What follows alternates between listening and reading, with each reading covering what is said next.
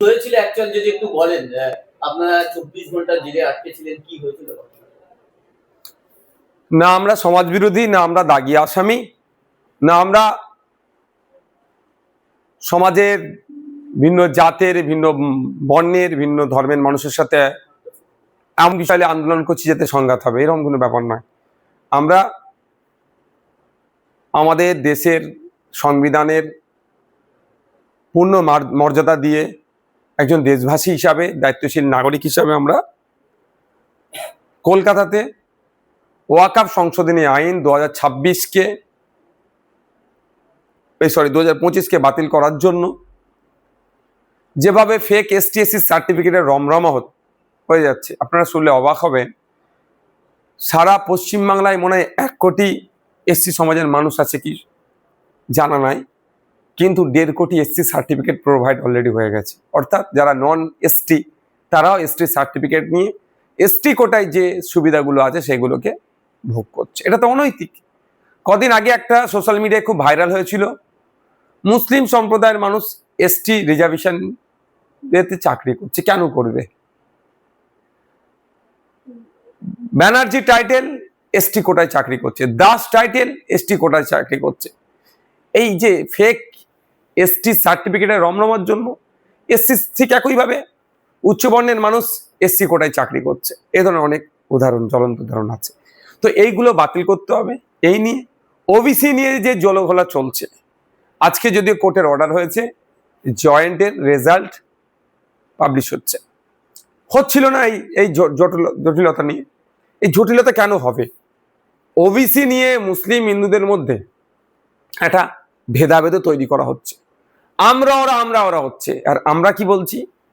Scientific ওয়েতে backward classes act যেটা আছে সেটাকে মান্যতা দিয়ে প্রকৃত সে হিন্দু হতে পারে, মুসলমান হতে পারে, যারা ইনক্লুড হচ্ছে তাদেরকে OBCর মধ্যে রাখা হোক। যে 17% রিজার্ভেশন আছে 10 আর 7, সেটা ঠিকঠাক করা হোক। রাজ্য সরকার নতুন যে OBC লিস্ট বার করেছে, চরম অন্যায় কাজ করেছে। OBC A থেকে OBC B তে পাঠিয়েছে। শেরশাবাদিয়া আরো যে সমস্ত জনগোষ্ঠীর মানুষজন আছে তারা যারা এতে ছিল OBC তাদেরকে OBC B তে পাঠিয়েছে, আবার B থেকে কিছু ধরে এতে ঢুকিয়েছে। এই যে হচপচ করে দেওয়া, এটা বন্ধ করতে হবে। সঠিকভাবে সায়েন্টিফিক ওয়েতে তদন্ত মানে আপনার সার্ভে করতে হবে। ওই 10টা বাড়িতে গিয়ে স্যাম্পেল সার্ভে করলো আর ঘোষণা করে দিলে তো এটা নয়। এখানে মূল স্রোতে আসার বিষয় আছে। ডোর টু ডোর যেতে হবে, প্রত্যেকটা ফ্যামিলিকে কন্ট্যাক্ট করতে হবে, তারপরে সেটাকে ইনক্লুড করতে হবে। তা না করে করেছে বারবার কোর্টের কাছে ধাক্কা খাচ্ছে। এই আর হিন্দু মুসলমানের মধ্যে একটা টেনশন, ভেদাভেদ তৈরি হচ্ছে। একটা সম্প্রদায় আর বিজেপি তো আছেই, শুভেন্দু অধিকারী তো আছেই, রেড়ে করে উঠছে নাকি সব মুসলমানদেরকে দিয়ে দিচ্ছে। অ্যাকচুয়াল মুসলিম হিন্দু সবাই আছে ক্ষতিগ্রস্ত। এই ক্ষতিগ্রস্তের হাত থেকে বাঁচানোর জন্য আমাদের ধর্ণামন ছিল। SIR এর নামে যেভাবে নাগরিককে আতঙ্কিত করা হচ্ছে, দেশ থেকে তাড়িয়ে দেবে, ভোটার লিস্ট থেকে নাম বাদ পড়ে যাবে, ডিভোটার করে দেবে, আর বিজেপি যেভাবে হয়রানি করার জন্য হুমকি দিচ্ছে। 1.5 কোটি নাকি রোহিঙ্গা আছে। ইউনাইটেড নেশন বলছে সারা পৃথিবী জুড়ে 24 লক্ষ মতো রোহিঙ্গা আছে, যার মধ্যে 10 লাখ শুধু বাংলাদেশে, ইন্দোনেশিয়া, মালয়েশিয়া, পৃথিবীর বিভিন্ন কান্ট্রিতে অল্প অল্প করে রোহিঙ্গা আছে। আর আমাদের দেশের স্বরাষ্ট্র দপ্তরের দেওয়া তথ্য অনুযায়ী 30,000 রোহিঙ্গা আছে, যেটার শরণার্থীর হিসাবে তাদেরকে ট্রিট করে। অনেকের কাছে UN এর কার্ডও আছে, শরণার্থীর কার্ড আছে। তো প্রশ্ন হচ্ছে এখানে, আমি ধরছি 30,000ই যদি ইললিগালি আসে, তার জন্য তো ফরেনার্স অ্যাক্ট আছে। কিন্তু যেভাবে শুভেন্দু অধিকারী 1.5 কোটি মানে রোহিঙ্গা আছে তাড়িয়ে দেওয়া হবে, তাহলে 1.5 কোটি রোহিঙ্গা আছে এটা ভারত সরকারও স্বীকার করছে না। ভারত সরকারের গুরুত্বপূর্ণ একটা দপ্তর, স্বরাষ্ট্র দপ্তর, তিনারা বলছেন 30,000 আছে। সেই 30,000-এর মধ্যে সব থেকে বেশি রোহিঙ্গা কোন রাজ্যে আছে? দিল্লিকে এখন কন্ট্রোল কারা করে? দিল্লি সরকারে আছে বিজেপি, আর দিল্লি পুলিশকে কন্ট্রোল করেও আবার সেন্ট্রাল হোম মিনিস্ট্রি, সেখানেও বিজেপি আছে। তাড়াতে পারছে না কেন? তৃতীয় যে রাজ্যটা আছে রোহিঙ্গা সব থেকে বেশি, তার নাম হচ্ছে হরিয়ানা। তাহলে হরিয়ানার কোন সরকার আছে? বিজেপি সরকার। ফোর্থ যে রাজ্যটা আছে, সেকেন্ড কি আছে আমার এই মুহূর্তে মাথায় আসছে না, এটা বলতে পারছি না। ফোর্থ র্যাঙ্কে যেটা আছে, সব থেকে বেশি রোহিঙ্গা আছে যে রাজ্যের মধ্যে, চতুর্থ নম্বরে যেটা আছে সেটার নাম হচ্ছে অসম। হেমন্ত বিশ্ব শর্মা খুব হই হই করছে, বাংলা ভাষায় কথা বলে নাকি বিদেশি চিহ্নিত করতে পারবে। বাঙালি বিদেশি একটা সরকার চলছে অসমে, তার রাজ্যে আছে শুভেন্দু অধিকারী কথা বলছেন। ফিফথ র্যাঙ্কে আছে আমাদের ওয়েস্ট বেঙ্গল। এখানে আমি যদি অ্যাভারেজ যদি 5,000 করে থাকে, 6,000 করে থাকে, তাহলে 30,000, তারপরেও আমাদের রাজ্যকে দেখে দিচ্ছে। আমরা বারবার বলেছি যে রাজ্য সরকার এই তথ্য দেয় না, রাজ্য সরকার আপনার যে পার্টি চলছে তারা তথ্য দেয় না। কিন্তু আমাদের বক্তব্য যে এসআইআর এর নামে যেভাবে আতঙ্কিত বা হয়রানি করার চেষ্টা হচ্ছে, আমরা বিহারে দেখলাম জীবিত আছে তাকে মৃত দেখিয়ে ডি ভোটার বানিয়ে দিয়েছে। এটা চরম অন্যায়। বৈধ ভোটারকে অবৈধ ঘোষণা করা হচ্ছে, চরম অন্যায়। তো এই ধরনের অন্যায় কোনোভাবে মেনে নেওয়া যাবে না। তাই আমাদের ডিমান্ড ছিল, আজকেও ডিমান্ড আছে, আগামীতেও থাকবে যতদিন এটা শুধরাচ্ছে, যে এসআইআর এর নামে ডি ভোটারের যে চক্রান্ত চলছে সেটা বন্ধ করতে হবে। তাই নিয়ে আমাদের ধর্ণমঞ্চ ছিল। আমাদের ধর্ণমঞ্চে আর একটা গুরুত্বপূর্ণ দাবি ছিল, যেটা সময়ের দাবি। রাজ্যের মুখ্যমন্ত্রী অলরেডি ঘোষণাও করেছেন নাকি 5,000 টাকা করে দেবে।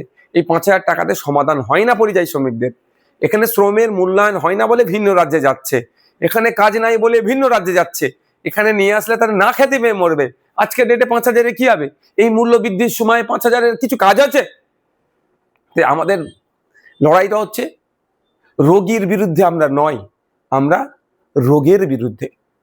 আর রাজ্য সরকার রোগীর বিরুদ্ধে চলে যাচ্ছে, অর্থাৎ এই পরিযায়ী শ্রমিকদের সমস্যা চলে ফিরিয়ে আসো।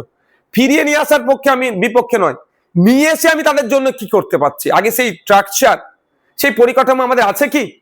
আমাদের রাজ্যের স্কিল লেবারদের মিনিমাম ওয়েজেস হচ্ছে 450 টাকা। আপনি তামিলনাড়ু চলে যান, কেরলাতে চলে যান, কর্ণাটকাতে চলে যান, একটা রাজমিস্ত্রি সেখানে প্রায় 1,600 টাকা, 1,500 টাকা কাজে কেরলে কাজ করছে, আর আমাদের রাজ্যে সেটা 750 টাকার নিচে। একটা ওখানকার আপনি শ্রমিক দেখুন, যদি চলে যায় 1,000 টাকা পার ডে ইনকাম করছে, মাস গেলে সে 30,000 টাকা ইনকাম করবে। আর আমাদের রাজ্যে একটা রাজমিস্ত্রির জোগাড়ের কত? 350 টাকা খুব বেশি হলে।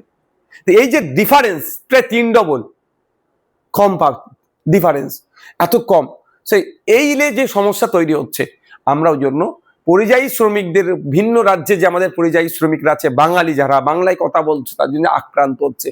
কখনো দীপু দাস লাশ হয়ে বাড়ি ফিরছে, কখনো সোমনাথ দেবনাথ লাশ হয়ে বাড়ি ফিরছে, কখনো আপনার আবু বকর বাদুরিয়া লাশ হয়ে বাড়ি ফিরছে, আফরাজুলকে পিটিয়ে মারছে, আপনার সাবির মল্লিককে পিটিয়ে মারছে। এই ধরনের লিস্ট বাড়ছে।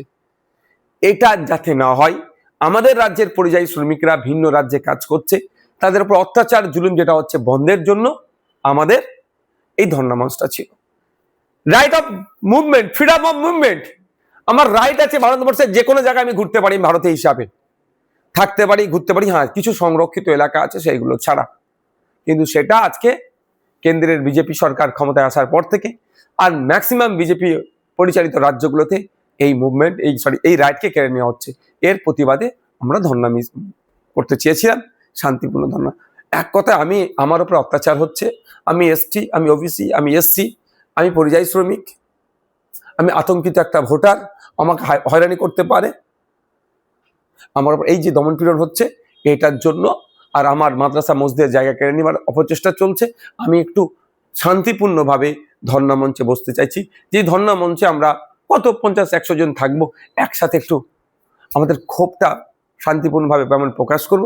সাথে সাথে বুকের ভেতরে অনেক ব্যথা যন্ত্রণা, আমরা একটু কাঁদবো। রাজ্য সরকার, মমতাময়ী রাজ্য সরকার, সংখ্যালঘু দরদি রাজ্য সরকার, আদিবাসী দরদি রাজ্য সরকার, পরিযায়ী শ্রমিক দরদি রাজ্য সরকার, পশ্চিমবাংলার দলিত প্রেমী রাজ্য সরকার, পশ্চিমবাংলা প্রেমী রাজ্য সরকার, বাংলা প্রেমী রাজ্য সরকার আমাদেরকে সেই একটু কাঁদার জায়গাটুকু দিচ্ছে না, আমাদেরকে তুলে নিয়ে গিয়ে জেলের মধ্যে রাখছে। বিচারপতি সাহেব তিনি নিশ্চিতভাবে অবজারভেশন করেছেন এবং আমাদের নামে যে অভিযোগগুলো আসছে সেগুলো খতিয়ে দেখেছেন। আপনাদের একটা কথা বলি, কেউ বলছে 500 টাকা জামিনে, কেউ বলছে 2000 টাকা, এগুলো সম্পূর্ণ ভিত্তিহীন কথা।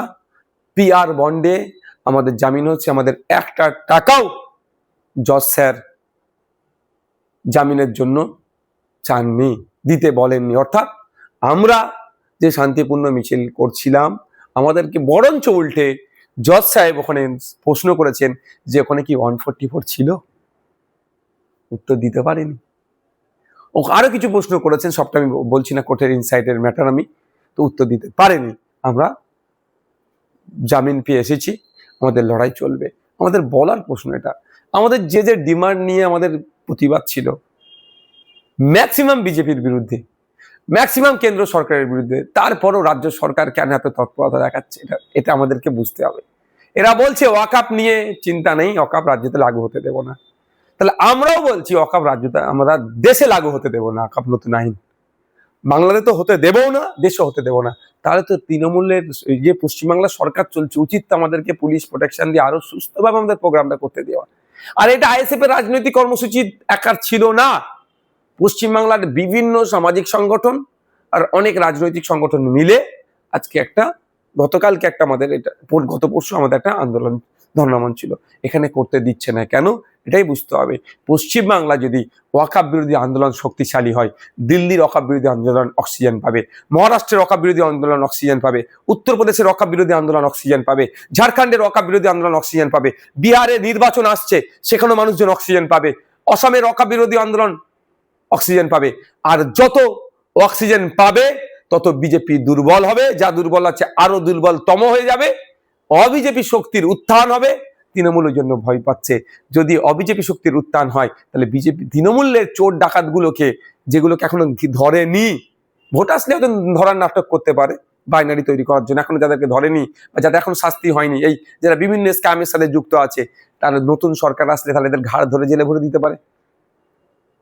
তখন আরএসএস এর কথা নাও শুনতে পারে নতুন সরকার, এখন যেমন আরএসএস এর কথা বিজেপি শোনে। তো সেই জন্য এইখানে আন্দোলনকে দৌড়াতি নষ্ট করতে চাইছে, এখানে আন্দোলনের দানা বাঁধতে দিচ্ছে না।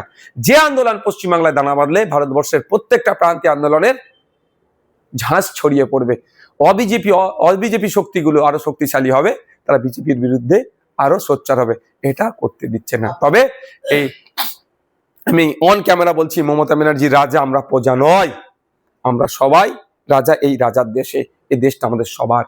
আমরা ভোট দিয়ে মমতা ব্যানার্জিকে 5 বছরের জন্য মুখ্যমন্ত্রী সিটে বসিয়েছি, পরিচালনার দায়িত্ব দিয়েছি, দ্যাটস অল, এর বাইরে আর কিছু নয়। আমরা চাইলে আগামী 5 বছরে মমতা ব্যানার্জির জায়গায় XYZ কে আবার মুখ্যমন্ত্রীর দায়িত্ব বসাতে পারবো, বা তাদের তৃণমূলকে রাজ্য পরিচালনার দায়িত্ব দিতে পারবো, এটা জনগণ। সুতরাং এই গণতান্ত্রিক রাষ্ট্রে, ধর্মনিরপেক্ষ রাষ্ট্রে জনগণই শেষ কথা বলবে। ধমকে চমকে আমাদের এই ধর্ণামঞ্চকে করতে পারবে না। আমরা ধর্ণামঞ্চের স্থলে আবার চলে গিয়েছিলাম, আমাদের নেতৃত্ব যারা ছিলেন তারা, আমারও শারীরিকভাবে অসুস্থ, আমাকে ডক্টরের সাথে কনসার্ন নিয়েছি, আমাকে ডক্টর দেখাতে হবে, আবার আমার যিনি ফ্যামিলি ডক্টর আছে তার সাথে কথা বলবো। আমরা আজকেও আমাদের একটা মিটিং আছে, মিটিং করে আমরা ফার্দার কি পরিকল্পনা আছে সেটা ঘোষণা করব। তবে একটা কথা আমি বলে দিচ্ছি আপনাদেরকে, আমরা কলকাতাতে ওয়াকাফ আর সহ FAQ STSC সার্টিফিকেট, এই যে বিষয় নিয়ে আমরা ধর্নায় বসেছি, আমরা বসবো। কোনো রাষ্ট্র শক্তি আমাদের গণতান্ত্রিক, আমাদের ডেমোক্রেটিক এক্সারসাইজকে কেউ নষ্ট করতে পারবে না।